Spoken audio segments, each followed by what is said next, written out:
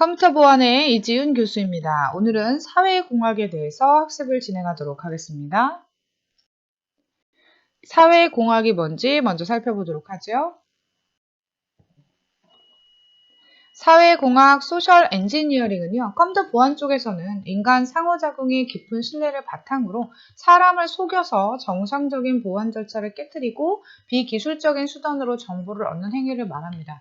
아무리 훌륭한 보안 시스템과 출입 통제 시스템을 갖추었다 하더라도 사회공학을 이용해서 쉽게 무력화할 수 있는데요. 조직의 보안 수준을 높이기 위해서는 이러한 공격에 대한 조직 구성원의 경각심, 즉 보안 의식이 절실히 필요하게 됩니다. 사회공학은 신뢰를 바탕으로 해서 속이는 거기 때문에 보통 사회공학에 취약한 조직은요, 직원 수가 많은 조직입니다. 왜냐하면 직원 수가 많으면 서로 원래부터 얼굴을 모르는 경우가 많단 말이에요. 그래서 낯선 사람을 보았을 때 경계를 해야 정상인데 워낙 직원들이 많고 모르는 사람들이 많으니까 이 회사 안에, 즉 우리 회사 내부에 있는 사람이라고 하면 원래부터가 우리 직원이겠거니 라고 해서 어떤 정보를 알아내려고 할 때 쉽게 알려주곤 하는 경향이 생기는 거죠. 그리고 구성체가 여러 곳에 분산되어 있는 조직도 마찬가지입니다. 다른 지점의 직원으로 가장을 해서 어디 다른 데서 왔는데요 라고 얘기를 하면 원래부터 다른 부서가 있었으니까, 그리고 그 직원들을 모르기 때문에 1번하고 2번은 같이 연관되는 거라고 볼 수도 있겠죠. 그 정보에 대해서 이렇게 별로 민감하게 생각을 하지 않는다는 거죠. 그리고 조직원의 개인정보를 쉽게 획득할 수 있는 조직도 문제가 됩니다. 조직 내에서 쉽게 획득한 개인정보를 이용을 해서 원래 아는 정보를 이용해서 얘기를 하니까 이 사람 원래 그 내용을 알고 있는 사람이니까 그 다음 내용을 얘기해줘도 되겠구나라고 생각해서 그 다음 수준에 혹은 그 뒷이야기를 계속 알아낼 수 있게끔 되는 거죠. 그다음에 보안 교육을 하지 않는 조직도 그렇습니다. 사회공학 공격에 대한 대응책이 기본적으로 마련되어 있지 않기 때문에 정보 유출에 대해서 별로 민감하지 않은 거죠. 정보의 분류와 관리가 허술한 조직도 그렇습니다. 정보는 중요도에 따라서 분류를 해서 관리를 해야 되는데 분류가 명확하지 않은 조직에서는 중요한 정보도 쉽게 노출될 수 있는 겁니다. 그러니까 분류를 한다는 건 기밀 정보 같은 경우에는 어느 정도 이상의 사람들만 알아야 된다든지 하는 그런 체계를 만들고 관리를 해야 되는데 그렇게 하지 않는 것을 얘기하는 거죠.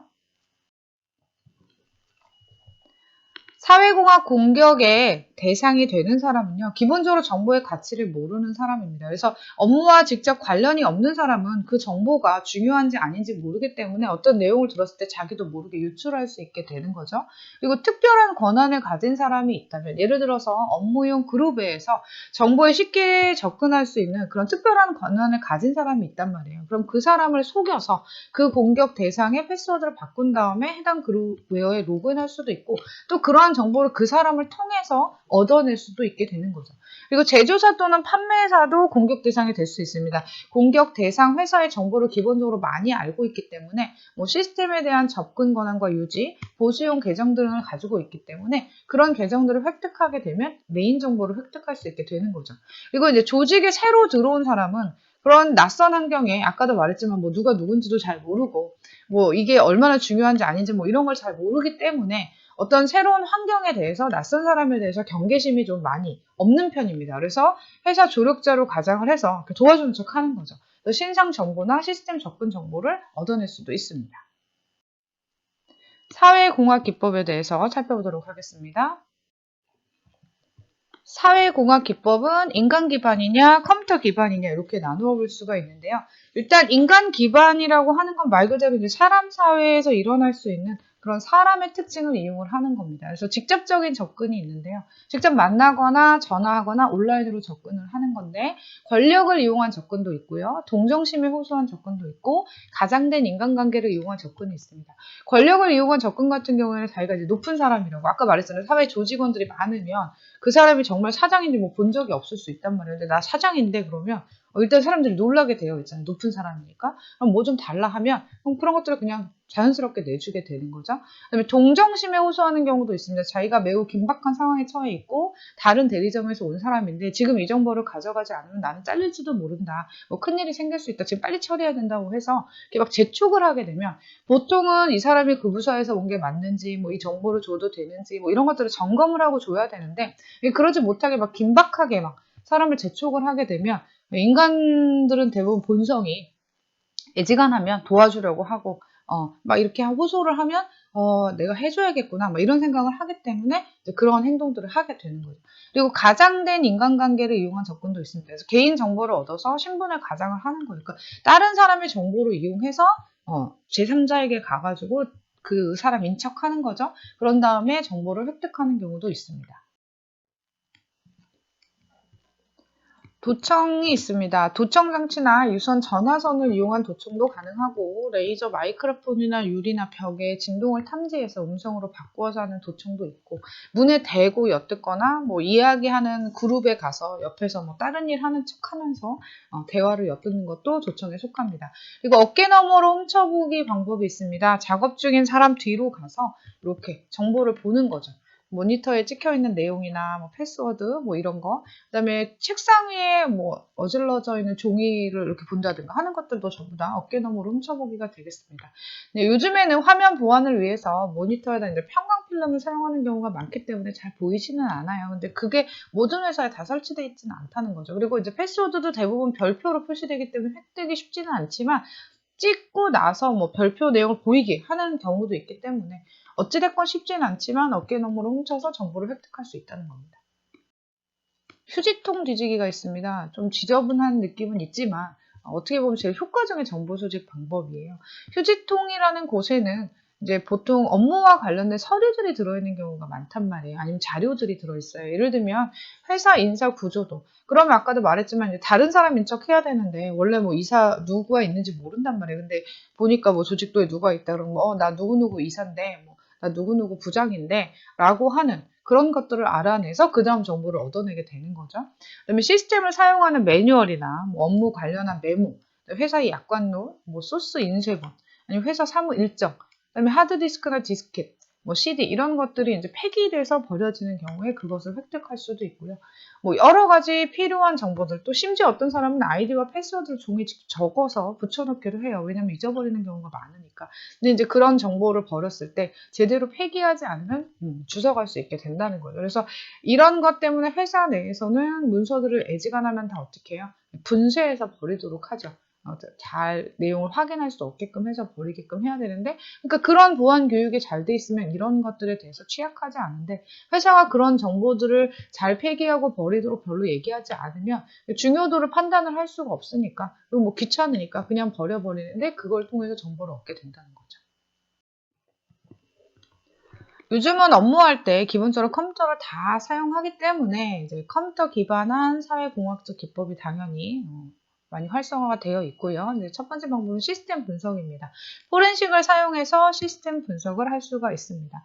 하드디스크를 뭐 훔쳐서 그러는 경우도 있지만 보통 앞에서 말씀드렸다시피 이제 다 망가졌거나 뭐 폐기 처분해야 돼서 버리는 경우에 그 안에 있는 정보를 잘 지워서 버려야 되는데, 그렇게 하지 않으면, 그럼 왜 그래요? 아까도 말했지만 보안 교육을 철저히 하지 않는 곳이 사회공학적 기법이 약하다고 그랬잖아요. 이런 쪽에 대해서 뭐 정보를 버릴 때 하드디스크는 어떻게 버리고 뭐 그런 절차들이 없다면 그냥 뭐 아무렇지도 않게 처리하는 그런 것들을 통해서 정보를 분석할 수가 있게 된다는 거죠. 그래서 중요한 업무를 수행했던 저장 장치의 경우에는 그냥 삭제를 하거나 혹은 삭제하지 않고 그냥 뭐 안 가졌다고 생각해서 버리면 안 된단 말이에요. 그런 것들은 특별한 툴을 이용을 해서 그 안의 내용이 해독되지 못하도록 다시 복구 불가능하도록 만들어서 버려야 된다는 겁니다. 악성 소프트웨어를 전송을 해서 이제 그렇게 할 수도 있습니다. 서비스 제공 업체로 가장을 해서요. 바이러스나 백도어, 키보드 입력을 가로칠 수 있는 키로그 등을 전송을 해서 공격 대상이 설치하게 만드는 거죠. 그래서 이제 원격 지원이 이런 면에 있어서 되게 위험합니다. 직접 가지 않고 원격 지원을 할 테니 어떤 프로그램을 깔고 접속을 해라. 그럼 내가 너의 컴퓨터를 확인을 해서 고쳐주겠다 하는 경우에 이제 그런 의도를 가진 사람이 프로그램을 설치하고 가버리면 확인할 길이 없다는 거죠. 그다음에 인터넷을 이용한 공격도 있습니다. 그래서 다양한 그 검색 엔진에서 공격 대상의 개인 정보나 사회 활동 정보를 수집을 해서 이제 사용을 하게 되는 거죠. 피싱은요, 프리베이트 데이터라는 개인정보와 피싱이라는 낚시의 합성어인데요. 개인정보를 불법으로 도용하려는 속임수의 한 유형입니다. 그래서 일단은 이메일을 통해서 이제 금융기관인 척하고 뭐가 이렇게 됐으니 뭐 확인해라 뭐 어쩌라 뭐 이렇게 옵니다. 그럼 그게 그럴듯하기 때문에 여러분들이 그 안에 들어있는 인터넷 주소 URL을 클릭을 한단 말이에요. 그러면 이제 그 안에 들어있는 그 링크는요. 기본적으로 표시된 주소하고 실제 연결되는 주소가 다릅니다. 그리고 공격 대상이 이용하는 URL과 유사한 URL로 연결 정보를 변형을 해서 넣어놨기 때문에 사용자가 이제 가짜로 접속된 사이트의 주소를 알기 어렵다는 특징이 있습니다. 그런데 이제 사용자가 볼 때는 은행 사이트처럼 완전 똑같이 생겼어요. 그러니까 그냥 은행 사이트인 줄 알고 거기에서 요구하는 내용을 입력을 하는 거죠. 특히 이제 보안카드 번호를 전부 입력을 요구해서 그걸 가지고 나중에 이제 범행 계좌에서 돈을 이체를 해가는 거거든요.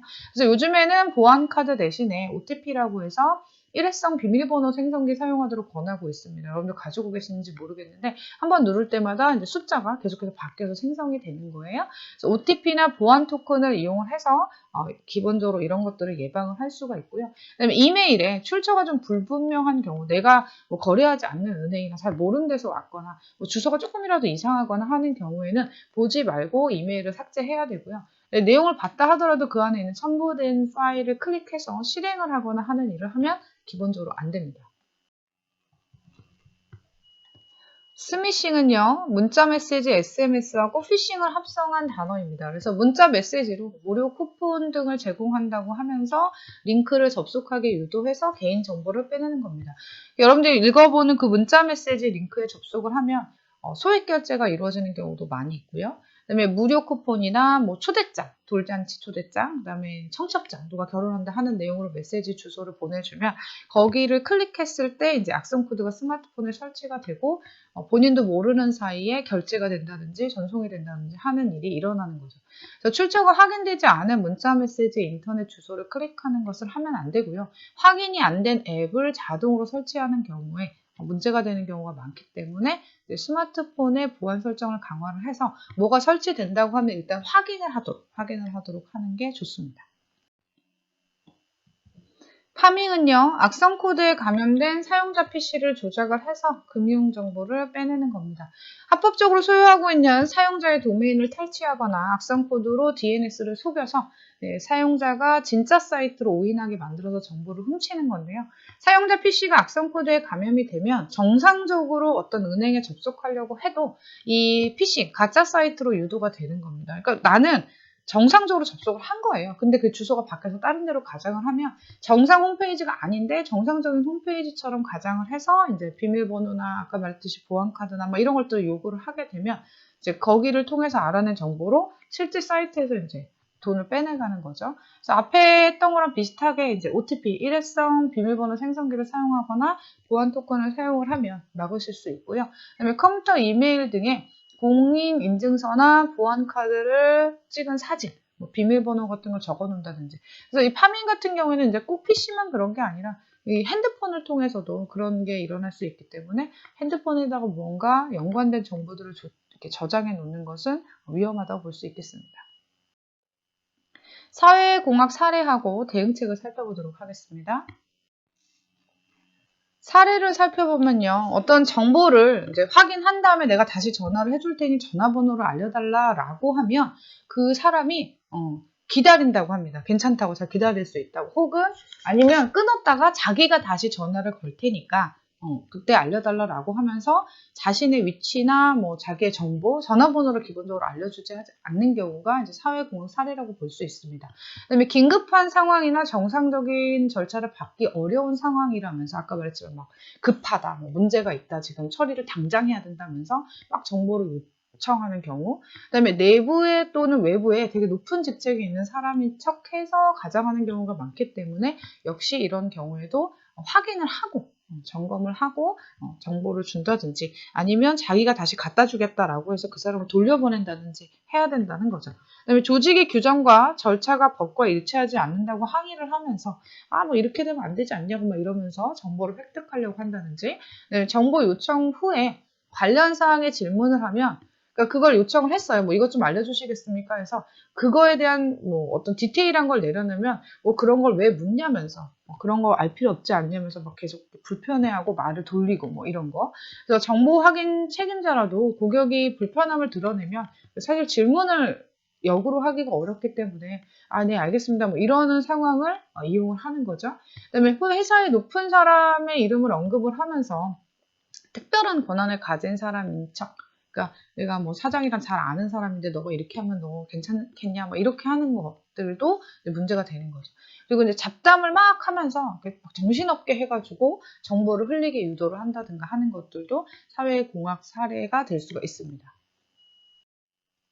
기본 대응책은요, 조직 구성원에게 보안 교육을 계속하는 겁니다. 그래서 보안 의식을 높이고 낯선 사람에 대한 경계심을 가져야 되는 것을 계속 알려주는 게 가장 효과적인 대응책입니다. 즉, 보안 교육이 가장 효과적인 대응책이고요. 사회공학 공격으로 의심되는 경우에는요, 성급하게 정보를 제공하거나 규칙 또는 절차를 우회하지 말고 원칙에 따라서 업무를 처리하도록 역시 교육을 해야 됩니다.